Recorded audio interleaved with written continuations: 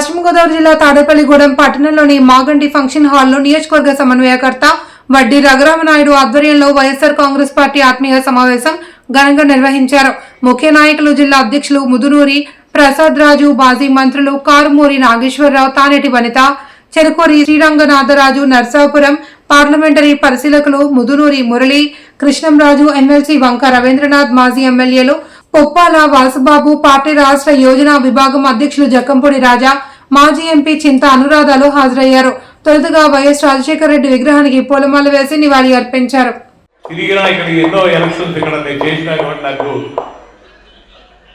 నేను ఎక్కడికి తిరిగినా నేను మంత్రి అని చెప్పుకోను, ఎమ్మెల్యే అని చెప్పుకోను. నేను ఇప్పటికీ తాడేపుడు రంగరాజు అని చెప్పుకుంటాను.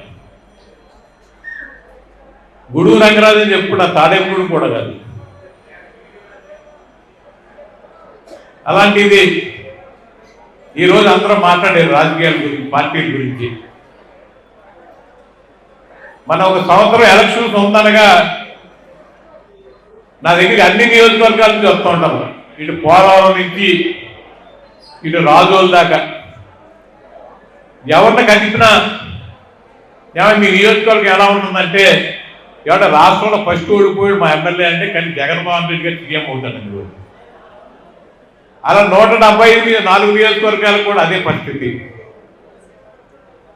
ఎట్టి పరిస్థితుల్లో మావాడు నెగ్గడండి జగన్ గారు సీఎం అవుతాడని కూడా. అదేంటే మావాడు నెగ్గకపోతే ఆయన సీఎం ఎలా అవుతాడని నేను ఆయన ప్రశ్నించేవాడు. ఏమో మీరు అడగండి సార్, ఇది మా ఓడి బట్టి సత్తే నెగ్గడానికి కూడా అది ఇంక్లూడ్ నా ఆతన్ నియోజకవర్గం కూడా ఉంది. అందులో నేనే ఎక్కువేం కాదు. అది ఆ పరిస్థితి ఎందుకు వచ్చింది? మన ఆదినాయకుడు లేకపోతే జగన్మోహన్ రెడ్డి గారు వాలంటీర్లు పెట్టారు, లేదా కార్యకర్తకే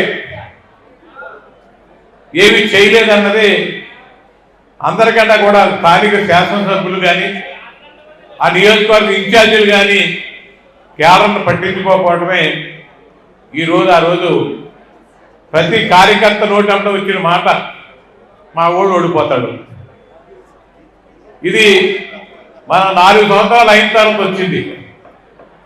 ఈరోజు తెలుగుదేశం వాళ్ళకి కానీ, జనసేన వాళ్ళకి కానీ, బీజేపీ వాళ్ళకి కానీ అడిగితే కాన్స్టిట్యూన్సీ వాళ్ళని ఏమన్నా ముందు మా ఓడు ఓడిపోతారంటారు. ఆడు మొదలెట్టారంటే కూటమి ప్రభుత్వంలో తాడేపల్లిగూడెం నియోజకవర్గంలో కూటమిలో గుండెల్లో గుబులు పట్టేలాగా మీరందరూ ఎంత ప్రేమానురాగాలు చూపించినందుకు మరొక్కసారి మీ అందరికీ కృతజ్ఞతలు తెలియజేసుకుంటున్నా.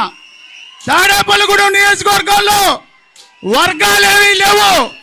ఒకటే వర్గం వైఎస్ జగన్మోహన్ రెడ్డి గారి వర్గం, ఒకటే వర్గం వైఎస్ కాంగ్రెస్ పార్టీ ఎండా మోసిన కార్యకర్త వర్గం.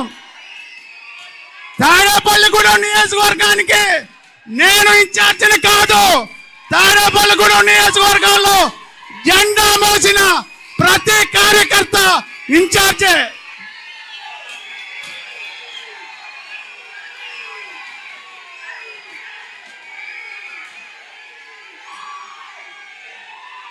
తాడేపల్లిగూడెం నియోజకవర్గంలో ఏదైతే కార్యకర్తలు ఇంత ఉత్సాహంగా ఉన్నారో, ఏదైతే కార్యకర్తలు తాడేపల్లిగూడెం నియోజకవర్గంలో ఇవాళ ఏదైతే మీరు చూపించిన ప్రేమ అనురాగాలకి నేను మీ అందరికీ జీవితాంతం రుణపడి ఉంటానని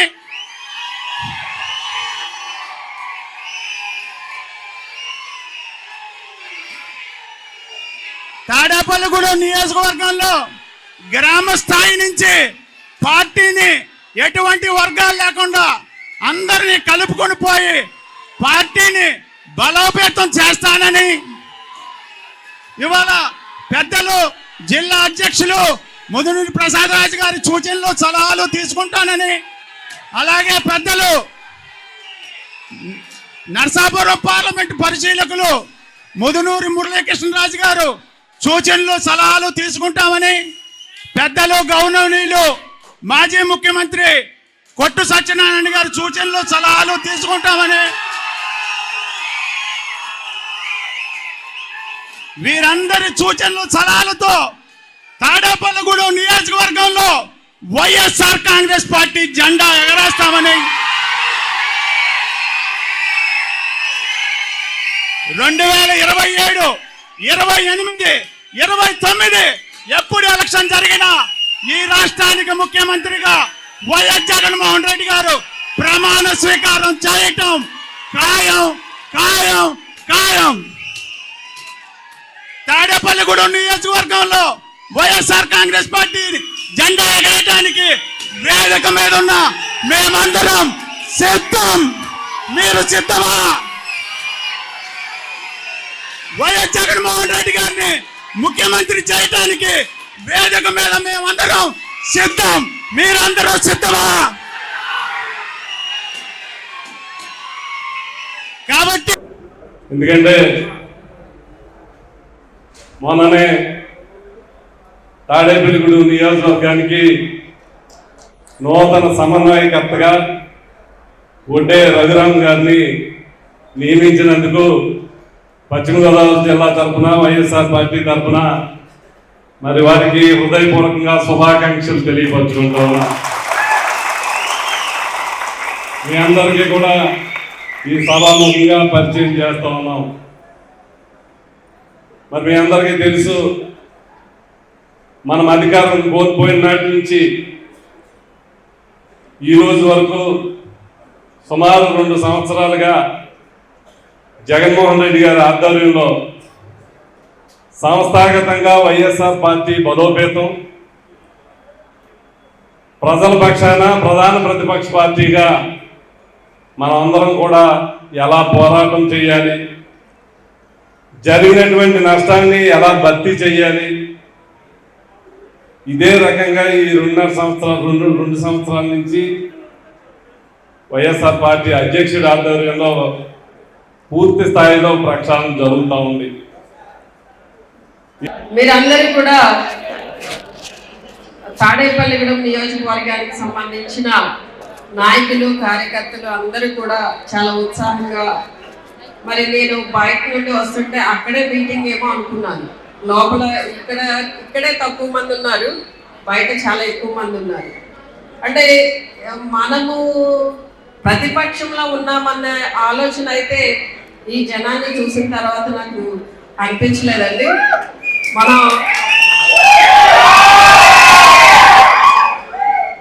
నిజంగానే ఈ రోజున మన ప్రతిపక్షంలో ఉన్న ఈ కూటమి ప్రభుత్వం అధికారంలోకి వచ్చిన తర్వాత మన నాయకుల్ని, కార్యకర్తల్ని, ముఖ్యంగా సోషల్ మీడియా కార్యకర్తల్ని, అలానే ఈ మధ్య కాలంలో మరి మాజీ ఎమ్మెల్యేలని, మాజీ మంత్రుల్ని కూడా మన పార్టీకి సంబంధించిన వాళ్ళ మీద లేనిపోని అక్రమ కేసులన్నీ పెట్టి వాళ్ళని ఇబ్బంది పెట్టి మరి జైల్లో పెట్టించాలి లేదా పోలీస్ స్టేషన్ చుట్టూరు తిప్పించాలని ప్రయత్నం చేస్తున్నారు కాదు, చేశారు. అలానే ఇంకా మిగిలిన రిమైనింగ్ టైం కూడా అదే పని మీద ఉన్నారు. ఈ రోజున వాళ్ళకి అధికారం ఇచ్చింది ప్రజలకి మంచి చేయడానికి అన్న ఆలోచన మర్చిపోయి మన మీద కక్ష సాధింపుగా ఎంతసేపు కూడా వైసీపీని టార్గెట్ చేయడం, వైసీపీ నాయకుల్ని కార్యకర్తల్ని టార్గెట్ చేస్తూ, అలానే ఈ పార్టీ అంటే వైసీపీని ఏదో తుదిముట్టించేయాలి, పార్టీ లేకుండా చేయాలి అనే ఒక కాన్సెప్ట్ పెట్టుకుని ఏదో రెడ్ బుక్ రాజ్యాంగం అంటే ఏదో కొత్తగా మరి అంబేద్కర్ రాజ్యాంగాన్ని పక్కన పెట్టి ఏదో కొత్తగా రాజ్యాంగం రాసినట్టు మాట్లాడుతూ వాళ్ళు రకరకాలుగా మాట్లాడుతున్నారు. అంటే ఎంతసేపు కూడా పరిపాలన అనేది లేకుండా వాళ్ళు ఎన్నికలకు ముందు వాళ్ళు చేసిన వాగ్దానాలు ఏవైతే సూపర్ 6 అనేవి ఉన్నాయో అవి నెరవేర్చకుండా నెరవేర్చేసామని చెప్పి ఏదో అనంతపురంలో సక్సెస్ మీట్ పెట్టుకోవడం, అంతేకాకుండా ఈ రోజున ప్రజలని ఎంతసేపు కూడా మభ్యపెట్టి మాయ చేసి అధికారంలోకి వచ్చిన వీళ్ళు ఇంకా అధికారంలో ఉన్నా కూడా అదే పందాలో వెళ్ళడం అనేది చాలా విచిత్రంగా ఉంది. ఎందుకంటే ఎన్నికలకు ముందు చాలా అసత్య వాగ్దానాలు చేసి వీళ్ళు అధికారంలోకి వచ్చారు. ఏదో ల్యాండ్ టైటిలింగ్ యాక్ట్ గురించి అంతా జగనన్నే భూములు లాగేసుకుంటాడు, జగనన్న వస్తే మీకు భూములు మిగల్చాడు, ఇన్ని రకరకాల అన్ని అపవాదులన్నీ కూడా జగనన్న మీద వేసారు. మరి ఇప్పుడు వాళ్ళు చేస్తున్నది ఏంటి? జగనన్న స్టార్ట్ చేసిన రీసర్వేకి సంబంధించిన పాస్ పుస్తకాలు ఇప్పుడు వాళ్ళు ఇస్తున్నారు. మరి మొన్నటి వరకు కూడా వాళ్ళు ఏం చెప్పారు? ఆడబిడ్డ నిధి ప్రతి ఇంట్లో కూడా 18 సంవత్సరాలు నిండిన మహిళలు వాళ్ళకి నెల 1500 ఇస్తామన్నారు. 2 సంవత్సరాలు కావస్తున్నా కూడా ₹1 ఇచ్చింది లేదు. నిరుద్యోగ భృతి అన్నారు లేదు. ఉద్యోగాలు అన్నారు లేదు. ఏది చూసినా కూడా వాళ్ళు చేసింది ఏమీ లేదు, కానీ ఏదో అన్నీ చేసేసామని చెప్పుకునే పరిస్థితిలో వాళ్ళు ఉన్నారు.